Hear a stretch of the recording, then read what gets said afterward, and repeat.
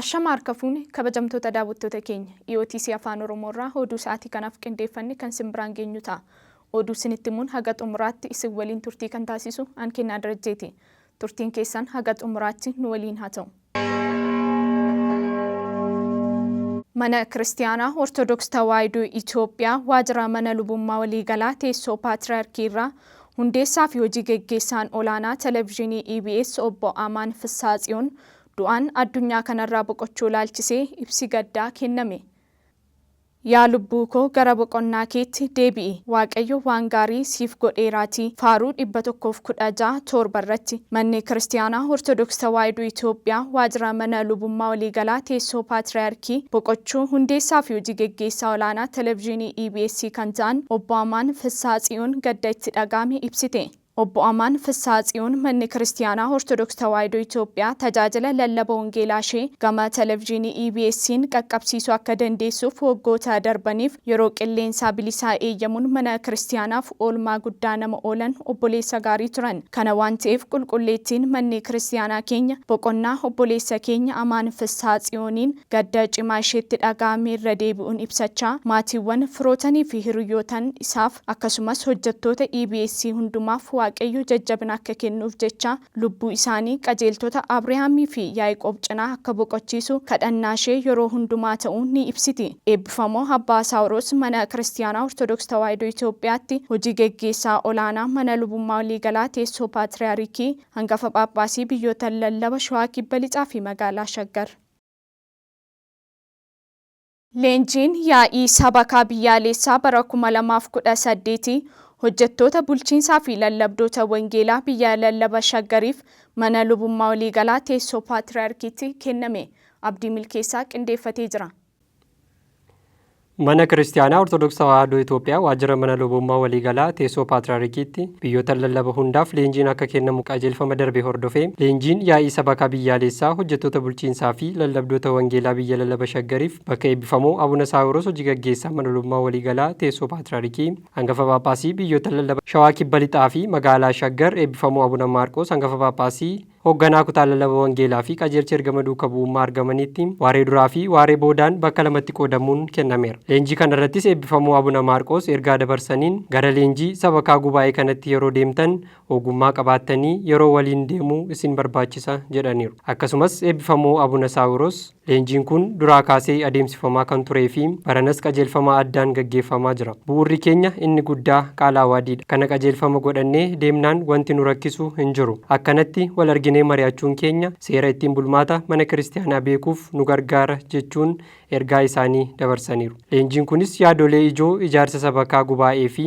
haala raawwii qaalaa waadii bulchiinsa mana Kiristaanaa akkaataa gabaasni itti qophaa'uu fi dhiyaatu akkasumas haala itti fayyadama miidiyaa jireenya hafuurawaa irratti bu'aa inni qabu maturree jedhuun abbootii fi barsiisota garagaraan kennameera. Sagantaa waaree duraatiinis ergamaa nagaa Dr. Abbaa Qaala Sidqi Mulgeetaa mata duree bulchiinsa mana Kiristaanaa hunda galeessa yeroon wal simate bu'uura taasifachuun kaayyoon sabakaa gubaa'ee mana Kiristaanaa eeguu, amantoota baay'isuu, bulchiinsa fooyyeessuu akkasumas jireenya hawaasummaa fi hafuurawaa tajaajiltootaa fooyyeessuu akka ta'e ibsuun dabalataanis bara bajetichaatti ergama duukaa bu'ummaa itti fufsiisuu fi ammayyeessuu akkasumas kaka'umsa uumuu, wareegamummaa, iftoominaa fi itti gaafatamummaan hojjechuu, aangoo haalaan itti fayyadamuu, faayidaa hin malleef jecha rakkoo jiru ukkaamsuu yaadota jedhan irratti leenjii bal'aa kennaniiru. Akkasumas akkaataa qophii fi dhiyeessii gabaasaa irratti barsiisaan lammeessaa leenjii kennuun oolmaan waaree duraa goolabamuun waaree boodas haala itti fayyadama miidiyaa jireenya hafuurawaa irratti bu'aa inni qabu mata duree jedhuun ergamaa nagaa Dr. Abbaa Qaala Sidqi Mulgeetaa dabalataan leenjii kennaniiru. Sagantaa kana irrattis gaaffii fi yaadni karaa leenjitootaan kaafamuun xumura irrattis eebbifamummaan isaanii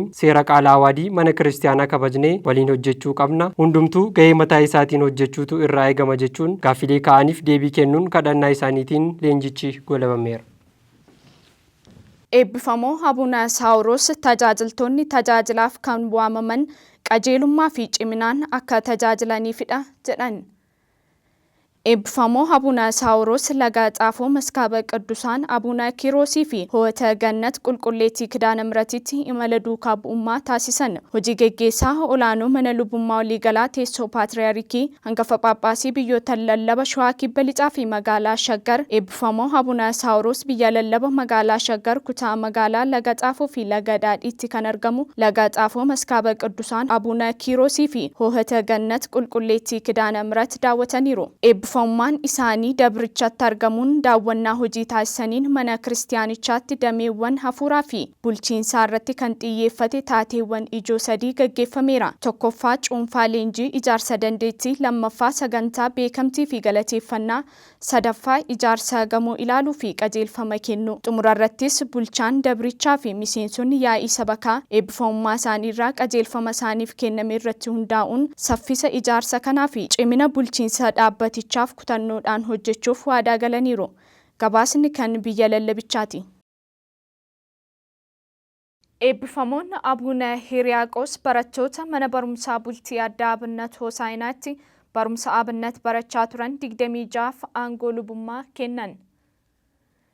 Eebbifamoo Abuna Hiriyaaqoos hangafa Phaaphaasii biyya lallaba Finfinnee fi Hadiyaa Silxee manneen kiristaanaa baadiyaa garaagaraarraa kanneen dhufan barattoota mana barumsaa Abinnat 26 aangoo lubummaa kennaniiru. Tajaajiltoonni aangoo lubummaa fudhatan teessoo Phaaphaasummaa Hoosaayinaa mana kiristaanaa Dabra Gannat Qulqulleettii Maariyaamitti kanneen barachaa turan ta'uun kan ibsame yoo ta'u, guyyaa kana aangoo lubummaa fudhachuuf yeroo dhufanitti qajeelfama eebbifamoo Abuna Hiriyaaqoosiin sadarkaa biyya lallabaatti qorumsa fudhachuun kan darban ta'uunis ibsameera. Guyyaa kanas daaqonoonni 4 aangoo lubummaa akkasumas duukaa buutonni 22 aangoo duqqannaa fudhataniiru. Eebbifamoo Abuna Hiriyaaqoos hangafa Phaaphaasii biyya lallaba Finfinnee fi Hadiyaa Silxee tajaajiltoota aangoo lubummaa fudhataniif eebba kan kennan yoo ta'u, eebbifamummaan isaanii erga abbummaa dabarsaniinis waaqayyoon sodaachuu fi laphee qajeelummaan isa tajaajiluun akka barbaachisu kan yaadachiisan yoo ta'u, aangoo fudhatan kabajaa fi jireenyaan seeraa fi sirnaan deddeebi'anii eeguu akka qaban gorsa abbummaa isaanii kennaniiru.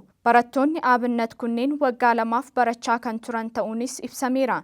Maddi miidiyaa biyya lallabichaati. Leenjiin yaa'ii sabakaa hafuurawaa biyyaalessaa 44ffaan biyya lallaba Shawaa Bahaatti kennamaa ture xumurame. Leenjiin yaa'ii sabakaa hafuurawaa biyyaalessaa 44ffaan biyya lallaba Shawaa Bahaatti kennamaa ture eebbaa fi gorsa abbummaa eebbifamoo Abuna Gorgoriyoos hangafa Phaaphaasii biyya lallaba Shawaa Bahaa hoogganaa kolleejjii Kawaala Zuwaay Hamara Biraan Qulqulluu Gabreelii fi mana barnootaa leenjii lubootaa miseensa dhaabbataa Qulqulluu Siinodoosii fi walitti qabaa boordii hojii raawwachiiftuu dhaabbilee amantaa Itoophiyaan akkasumas ibsa ejjennoo leenjifamtootaatiin xumurameera. Eebbifamoo Abuna Gorgoriyoos sagantaa baniinsaa irratti jecha ogummaan jalqabaa waaqayyoon sodaachuudha jedhu bu'uura godhachuun barumsa bal'aa kennaniiru. Eebbifamummaan isaanii addunyaa kanarratti qabeenyi fi badhaadhinni hundi yoo walitti qabame sodaa waaqayyoo malee hundi isaa gatii hin qabu erga jedhanii booda tajaajilli lubummaa, hayyummaa fi beekumsi tajaajilli uummataa hundi bu'aa qabeessa kan ta'an yoo bu'uurri isaanii sodaa waaqayyoo ta'e qofaa ta'uu isaa ibsaniiru. Waa'ee seeraa fi qajeelfama mana kiristaanaa yookaan qaala awwaadii irratti ibsaa kennaniin seerichi waggoota 50 ol kan lakkoofse ta'us sirnaan eeganii hojiirra oolchuu dhabuurraa kan ka'e har'as leenjiin kan barbaachise ta'uu eeraniiru. Hunduu qaala awwaadii eeguu fi eegsisuun tajaajila mana kiristaanaaf ammallee gumaachuu qabna jechuun qajeelfama kennaniiru. Leenjii kanarrattis mata duree gabaasa qopheessuu fi dhiyeessuu jedhuun leenjiin bal'aan kennameera. Akkasumas leenjii kanarratti mata dureewwan bulchiinsa mana kiristaanaa ammayyaa'aa, caaseffama yaa'ii manneen kiristaanaa fi hojiirra oolmaa qaala awwaadii fayyadama miidiyaa fi qophii gabaasaa irratti gaaffii fi deebiin bal'aan taasifameera. Hojii geggeessaan biyya lallabichaa Malaaka Saayil Luba Nagaash Habtawald hojii hubannoo uumuu qaala awwaadii irratti haga caasaa gadiitti jabeessinee itti fufna jechuun kutannoo bulchiinsichaa ibsaniiru. Xumura irrattis ibsa ejjennoo qabxii 9 baasuun leenjichi xumurameera. Gabaasni kan miidiyaa biyya lallabichaati. Kabajamtoota daawwattoota keenya EOTC Afaan Oromoorraa oduun yeroo kanaaf isiniif qindeeffanne haga ammaatti kan daawwattan ture. Oduu isinitti muun haga xumuraatti isin waliin turtii kan taasise Ankennaa Darajjeeti.